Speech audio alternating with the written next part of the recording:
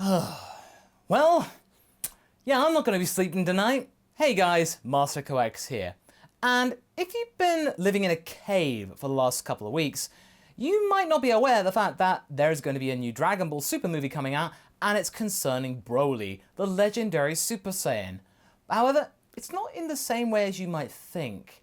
This is a wholly different BROLY, way different from what you are familiar with back in the original trilogy. Nope, this is completely different. Penned by the likes of Toriyama, this is a reincarnation of the character. And at San Diego Comic-Con at the Dragon Ball Super panel, Saba, Schemmel and the crew just dropped the trailer for it, both in Japanese and in English. So we're going to be getting a dub a month after it comes out in Japan. So they're working on the dub at the same time.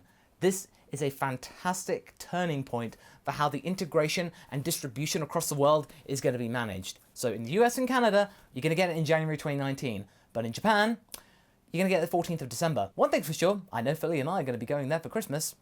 Definitely. So be sure to see me doing some vlogging while I'm in Japan. I'm not going to miss that for the world. But anyway, so if you want to get a trailer, I'm going to leave a link to the full trailer in the description, both in Japanese and in English. So that means you can process this at your leisure, because really, you're going to be having to do a lot of processing after seeing this trailer, because oh my god, oh dude, it's just that good. It is that fantastic. I was going into this quite worried that BROLY was going to be the focus of this whole thing, but you know, I'm not that worried anymore, and you shouldn't be either, because despite things not changing, things are changing. There are some bits which are the same, but this is Toriyama's spin on the whole thing, and what I find is really exciting. But let's try and unpack what happened in that trailer. One thing's for sure is that the story of this movie is going to be integrated into what happened during the series, more particularly after the Tournament of Power, because the reason Goku is really striving to get more powerful is because after what he experienced in said tournament, he is excited to really push himself even more. He wants to get the power that his body felt, because consciously he wasn't aware of Ultra Instinct, but his body knew, and from what people told him, what he was able to get. This gives impetus for what Goku's trying to do. So they're probably out training in the Arctic, you know, with their jackets and all that kind of stuff. Bulma's out on a planet doing some expeditions in some way. We're not quite sure about what's happening there. But one thing's for sure is that we know Frieza is still alive, as was seen at the end of Dragon Ball Super's TV series. And we're seeing some of his new force out there exploring, probably trying to find the Dragon Balls, because he would know about the Dragon Balls, which would then somehow bring them to Earth, which is why we can see Dragon Balls in the trailer.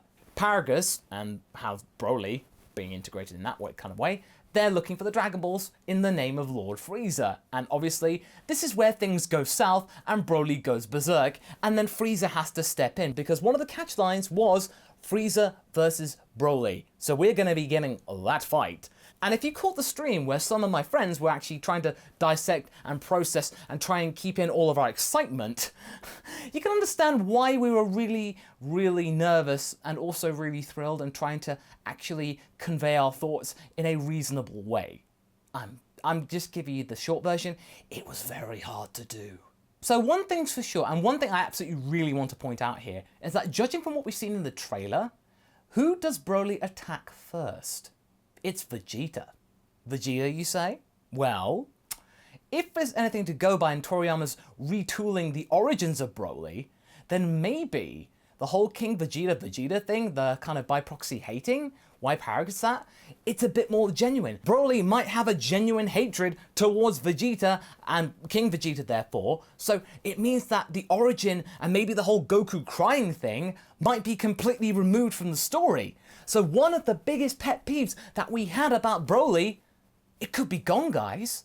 It could be gone. That is a fantastic big turning point, which could see BROLY transcend from being one of the most divisive characters in the Dragon Ball community into being really genuinely pretty good. It's remarkable. Just absolutely amazing. Not just from the whole premise and all that kind of stuff, the way they execute it, just everything is good.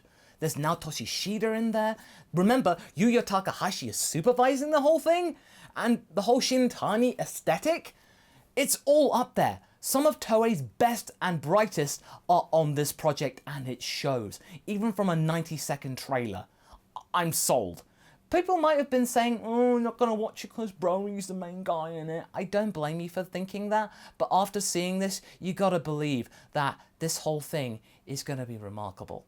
Okay, some more things that we want to process is that there is a shot of a hand pressed on glass with a child's hand. What could this possibly mean? Not only is it the whole Gamora-Thanos kind of assimilation that thankfully Casual Misfit, Sigma, pointed out to me during the stream, it's also the fact that we see a similar shot in Dragon Ball Minus. And who came up with Dragon Ball Minus? Akira Toriyama. Could this mean that some elements in certain flashbacks from Dragon Ball Minus be integrated into Dragon Ball Super? So therefore, the whole Bardock, special, the original one, could be retooled or negated, we don't know. But at the same time, that shot, even if it's just one shot, could mean a whole lot of things happening. And the whole babies being born in test tubes, that means the female Saiyans aren't encumbered with pregnancy? That came from Dragon Ball Minus as well. Because Dragon Ball Minus was only penned just a few years ago, 2014. Before Resurrection F, but after Battle of Gods, so it's fresh in Toriyama's mind. So he might want to use some of those ideas that he came up with back then in this new story, because Toriyama is a guy of convenience. This is convenient because he came up with it already. That's just something that you need to consider. That Dragon Ball Minus may be playing a bigger part in this movie than you might think, or even have thought at all. Now, the main thing that we want to talk about here is something that we brought up during the stream, is that thing around Broly's neck. It's not the pendant or that kind of tiara-like thing that we saw in the movies. It seems more like, I wanted to say a Broly harmonica, but no, it seems like more like a bomb. Like maybe the whole thing because there are shots of Paragus having a little thing around his belt. That could be a remote control that maybe if Broly goes out of line, he could be blown up. If Broly goes out of line, instead of just controlling him, they have a fail-safe. It's a kill switch, effectively. So that means it makes you kind of feel sympathetic towards Broly. That Broly is being held against his will instead of just being a completely fiery spirit who is completely unredeemable. That, in the video that we talked about, earlier today, was the whole problem. Is that in the movie, Broly is someone who can't be forgiven or seen in a different way or sympathetic. He is meant to be an obstacle for Goku and friends to fight. Now though, it makes things more complex. Broly is now someone to feel sorry for. Now, could you honestly say you wanted to feel sorry for Broly in some way? Things are just looking fantastic and really optimistic for the way things are going. Also, there was this one shot, now this is obviously another flashback where they probably find Broly or something like that, that you see someone who looks like Tarbell, but only grown up, and you see the younger version of Paragus. So that original design hasn't been forgotten. It's there, but this is an older Paragus, so I don't know. There are so many things that could be talked about. But let's move on to the whole point, the animation.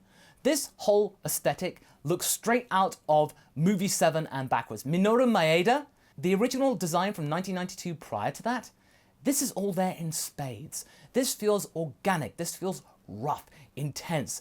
It matches the action that we saw, and it's just looking fantastic. The close-up shots of Vegeta, there is the mixture of old and new. It feels organic. It feels like it was really hand-drawn. Very few digital effects. Granted, we did see a couple of bits of CG. There was a bit where Super Saiyan Blue Goku is heading towards Broly. That did look a bit computer-generated models, but I must admit, it looks a lot better than it did in Resurrection F, that's for sure. Just things that we need to process and just be reminded of.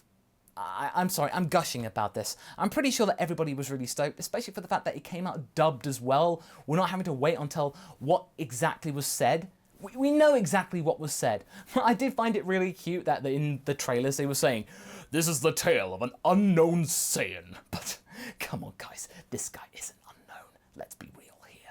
In terms of the dub trailer, one thing that I can safely say with a lot of confidence, that Chris Ayres will be returning to voice Frieza. This Frieza does not sound like Damon Mills, who's been covering for Chris Ayres in Fighters and in Dragon Ball Super's TV run. This is Chris Ayres back for the movie. Damon Mills did a valiant job and I've had the pleasure to meet the guy, well, both of them. They are pleasant chaps. They both do Frieza fantastically, but Chris Ayres, man, there's just something about him that just tips him over the edge. And he's back, and I can tell. And I'm pretty sure you guys can tell as well. So be excited for that. The legend is coming back. The legend of Broly is coming back too, in a way that I am actually really excited for. Broly fans, I'm pretty sure are excited too, because they're seeing a lot of action from their favorite character, and they're seeing a different interpretation. People that were on the fence with Broly can now feel more at ease. This guy can be taken seriously and actually feel some kind of empathy towards. This isn't just a big hulk of muscle. I mean, he is a big hulk of muscle, but there is more to him than just that. He's not just the Incredible Hulk, you're just fighting him. Yeah, there are just so many things that we were talking about earlier that came true. I am so happy about this. And again, I've got links to the trailers down below, so go and see them from the original sources. You will not be disappointed. You are going to be amazed. And thank you so much for watching me ramble, review. But yeah, needless to say, this trailer was absolutely excellent. This is exactly what we needed, and the thing that I'm really sad about is that we have got at least 6 months to wait for the dub version of this. 5 months until we can actually see some kind of more detail of this movie. So, yeah, okay. It's really late right here, so I'm going to make sure that this guy gets to you as soon as I can. This was my thoughts on the Dragon Ball Super trailer. I've shown some images, and the trailer's down below, links. Please support the official release and all that. Be excited. Dragon Ball is alive. Long live Dragon Ball. Anyway, thank you so much. Be sure to like and subscribe, guys, because there are plenty more content where that came from. Until next time, guys. Catch you later.